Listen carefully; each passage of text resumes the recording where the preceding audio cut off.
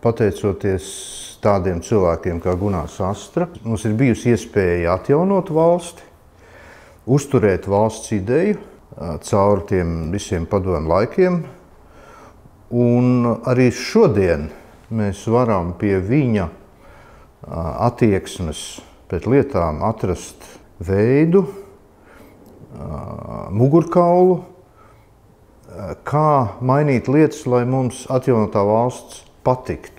Un mēs saprotam, ka bez mūsu pašu iesaistes nekas nemainīsies. Mēs to nevaram norakstīt uz kādiem sliktiem vadītājiem, ja mēs paši nepiedalāmies ar savu stāju, attieksmi un domāšanu. Es domāju, ka Gunārs Astra mums ir labā nozīmē nērts, jo tie ideāli, kurus viņš ir apliecinājis, un arī par to, kādu viņš gribēja Latvijas valsti, ir gandrīz nesasniedzami. Bet viņš mūs modina, liek darīt un ieraudzīt tos ideālus, viņus vienmēr paturēt. Es domāju, tāpēc šis teksts katram, kas saucas Latvijas valsts pilsonis, ir jāizlasa un nevienreiz vien.